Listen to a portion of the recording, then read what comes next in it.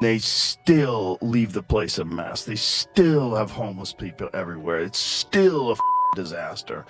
It's still a woke show of virtue signaling at every level of the government. Still.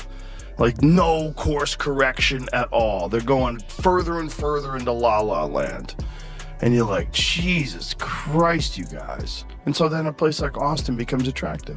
Let me tell you what the real problem, I didn't realize it till I left. What? That everybody's too busy tapping themselves on the back. There's a lot of that. When the fires happened, those 3 women or whatever the chief and whatever, I'm looking at them and I'm like, look at them. Yeah. They all got gel in their hair. They all got a tattoo on their neck. God forbid they can't be cool for just 1 minute. God forbid. And that's the problem you have out there. The fiery feud between Joe Rogan and Gavin Newsom shows no signs of cooling down.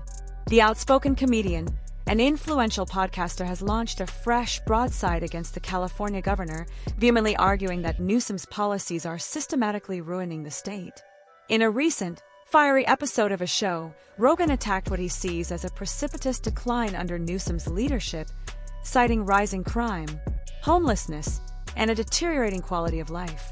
He went so far as to torch Newsom's rumored presidential ambitions, suggesting that the governor's record in California should disqualify him from any higher office. The battle lines are drawn, and the debate is intensifying. For all the latest details on this escalating political drama, make sure to subscribe. Let's dive in. You know what? It's also, there's places that sort of rest on their laurels too much. And whenever that happens, it's easy for another place to rise up that offers something more interesting. So like Los Angeles was always Los Angeles. And like when Gavin Newsom talks about California, it's like, you know, I'm very big on California, very bullish on California. California has all this industry. Hey, fucko. They're all thinking about moving. Thank God. The only reason why they don't move is because it's too difficult to move. Rogan's critique is undeniably valid. The mass exodus of individuals and major corporations from California is not a random trend. It's a direct response to the state's palpable decline. Now, more than ever, people are desperately seeking an exit from the Golden State. This flight is driven by undeniable realities. Entire communities living in fear due to soaring crime rates, with headlines dominated by violent robberies, rampant homelessness, and brazen smash-and-grab thefts. Compounding this crisis is the crippling burden of exorbitant taxes, where the government extracts more and more from hardworking residents while delivering less and less in return. Further stifling growth is California's infamous bureaucracy, a labyrinth of burdensome regulations, excessive red tape, and constant government overreach that smothers small businesses before they can even find their footing. It's no wonder that states like Florida, Texas, and Nevada are experiencing a surge of former Californians seeking refuge. What's happening in California is more than a warning sign. It is a full-blown cautionary tale about the devastating consequences of misguided leadership and failed policies. If it was like every business could instantly pull up roots and replace everything and have everything running in a week at the other place, they'd all be gone. They'd all be gone. It's too expensive. It's too expensive to leave versus what you would save and the regulations that you wouldn't have to go through and all the bullshit with all the permits and all the... What California does is over-regulate everything. They get as much government involved as possible. They suck as much tax money out of you as possible. Joe Rogan's decision to pack his belongings and depart California, a state he once called home, was a powerful signal. He was far from alone. Prominent conservative voices like Ben Shapiro and the entire Daily Wire operation also relocated, citing a hostile environment that increasingly encroached upon both personal and commercial freedoms. But this exodus extends far beyond media personalities.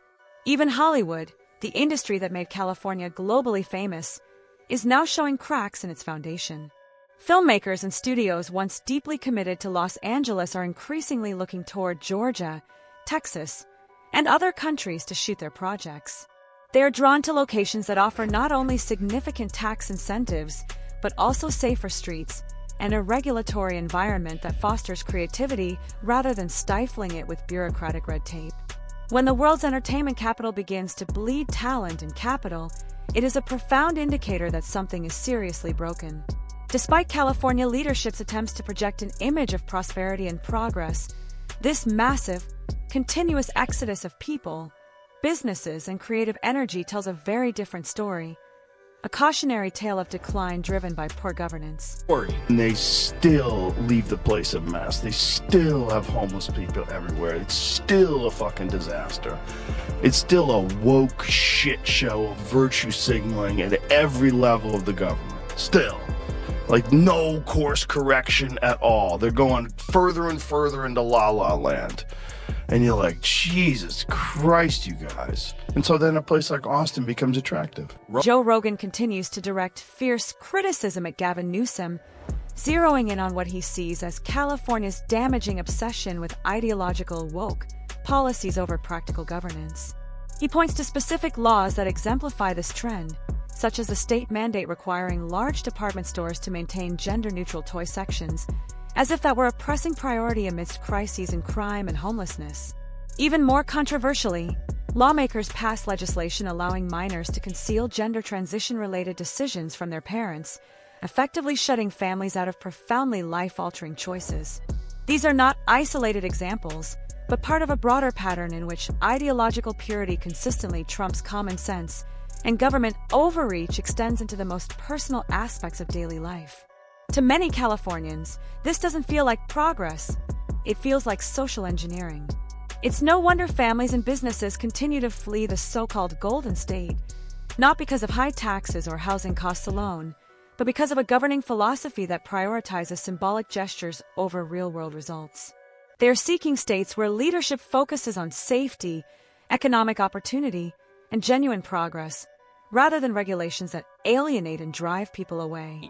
And people are very reasonable. And Austin, the best thing about Austin is it's a blue city in a red state. So it's like balanced. Like, this is a saying they have out here: keep Austin weird and surrounded. So Austin is surrounded by rednecks with guns. And like, it keeps the tone more medium. Like, the Austin liberals, they're much more just left of center people, like we are. You know what I mean? Austin is a fascinating case study when contrasted with California. Austin does lean liberal. Nobody questions that. But here's the difference. The radical, far-reaching woke policies that have wreaked havoc in California have not been immediately adopted by them. Austin maintains progressive values, but it does so in a fair and sensible way. Lawmakers aren't seen forcing odd social experiments on people or deterring businesses with excessive taxes and regulations. Instead, Austin has emerged as a hub for innovation, technology, and culture, drawing entrepreneurs and creatives who may have previously resided in California. Because Austin is progressive without being theatrical and liberal without being oppressive, it thrives while California loses businesses and residents. In conclusion, Austin shows that you can uphold liberal values without destroying your state by engaging in the kind of woke overreach that California has come to be associated with because of Gavin Newsom. Let me tell you what the real problem, I didn't realize it till I fucking left. What? That everybody's too busy tapping themselves on the back. There's a lot of that. When the fires happened, those three women or whatever the fuck, Yeah. the chief and whatever, I'm looking at them and I'm like, look at them. Yeah. Y'all got gel in their hair. Y'all got a tattoo on their neck. God forbid they can't be cool for just one fucking minute. God forbid. And that's the problem you have out there. Not holding back either, comedian Joey Diaz blasted Gavin Newsom and Karen Bass, the mayor of Los Angeles, for their terrible handling of the Palisades fires. As usual, Diaz cut straight through the nonsense, accusing California's supposed leaders of putting their well-maintained public personas ahead of the security and welfare of the very people they are supposed to protect. Even as homes burned and families scrambled for safety, Diaz claimed that Newsom and Bass were more focused on maintaining appearances, holding press conferences, and taking photos than they were on actually solving the issue. In his opinion, it was just another example of California's leadership being out of step and prioritizing appearances over substance.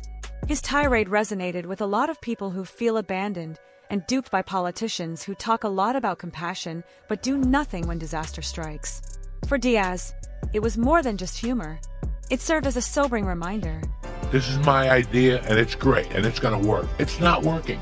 You're right, But you're too stupid to say, you know what, this ain't working.